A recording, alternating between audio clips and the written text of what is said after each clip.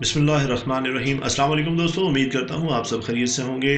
آپ دیکھ رہے ہیں سلطانی امپائر اور میں ہوں رمیز سلطانی۔ دوستوں، آج کی ویڈیو میں ہم نبی پاک صلی اللہ علیہ وآلہ وسلم سے محبت کے حوالے سے بات چیت کریں گے اور آپ کو بتائیں گے کہ نبی پاک صلی اللہ علیہ وآلہ وسلم سے محبت کس درجہ کامل ہونی چاہیے۔ دوستوں، آج کی ویڈیو میں ہم محبت رسول صلی اللہ علیہ وآلہ وسلم کے حوالے سے بات چیت کریں گے، اور ویڈیو شروع کرنے سے پہلے ہم آپ سے ریکویسٹ کریں گے، اگر ابھی تک آپ نے ہمارا چینل سبسکرائب نہیں کیا تو کائنڈلی ہمارا چینل سبسکرائب کر لیجئے اور بیل آئیکن کو لازمی پریس کر لیجئے۔ تو دوستوں، ویڈیو شروع کرتے ہیں۔ حضور صلی اللہ علیہ وآلہ وسلم کی محبت جزو ایمان بلکہ عین ایمان ہے، اسی لیے آپ صلی اللہ علیہ وآلہ وسلم نے ارشاد فرمایا کہ تمہارا ایمان اس وقت تک کمال درجہ کو نہیں پہنچ سکتا جب تک میں تمہارے نزدیک تمہاری اولاد، والدین اور سارے جہان سے زیادہ عزیز نہ بن جاؤں۔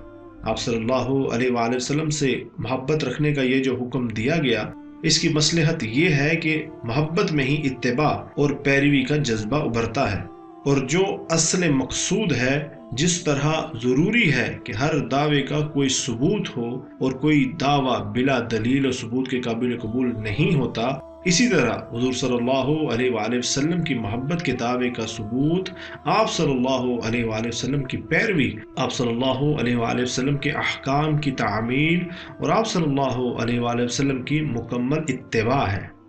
چلنے میں، پھرنے میں، کھانے میں، پینے میں، اٹھنے بیٹھنے میں، ملنے جلنے میں، اخلاقیات میں، معاملات میں، سیاسیات میں، معاشیات میں، خلوت میں، جلوت میں، بیرونی زندگی میں اور گھریلو زندگی میں، غرض یہ کہ انسان کے ہر عمل میں، ہر حرکت اور سکون میں، ہر لحظے اور لمحے میں سرکار دو عالم صلی اللہ علیہ وآلہ وسلم کے اسوہ حسنہ اور آپ صلی اللہ علیہ وآلہ وسلم کے معاملات و تعلیمات کو پیش نظر رکھا جائے۔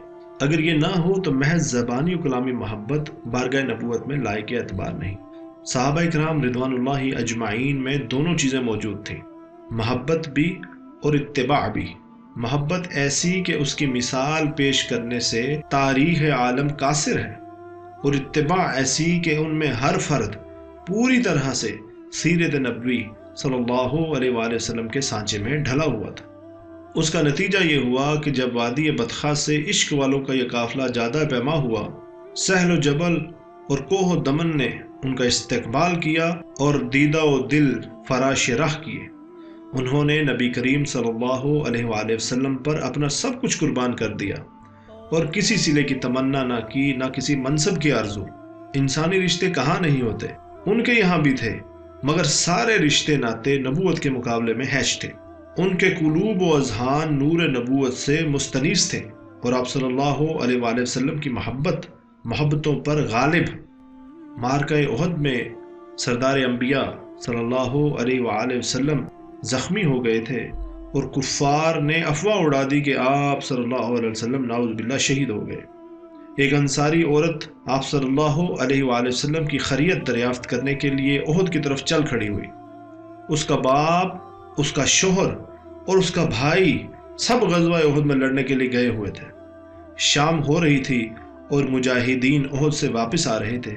اس نے ایک مجاہد سے دریافت کیا، کیف رسول اللہ صلی اللہ علیہ وآلہ وسلم، یہ تو بتاؤ کہ حضور صلی اللہ علیہ وآلہ وسلم کیسے ہیں؟ مجاہد نے جواب دیا، تیرا باپ شہید ہو گیا۔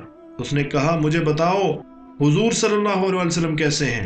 دوسرے مجاہد نے خبر دی کہ تیرا بھائی شہید ہو گیا۔ تیسرے نے بتلایا کہ تو بیوہ ہو گئی، تیرا شوہر مقام شہادت پر فائز ہو گیا۔ مگر اس پیکر وفا کا ایک ہی سوال تھا، کیف رسول اللہ صلی اللہ علیہ وآلہ وسلم، لوگوں مجھے اتنا تو بتاؤ کہ حضور صلی اللہ علیہ وآلہ وسلم کیسے ہیں؟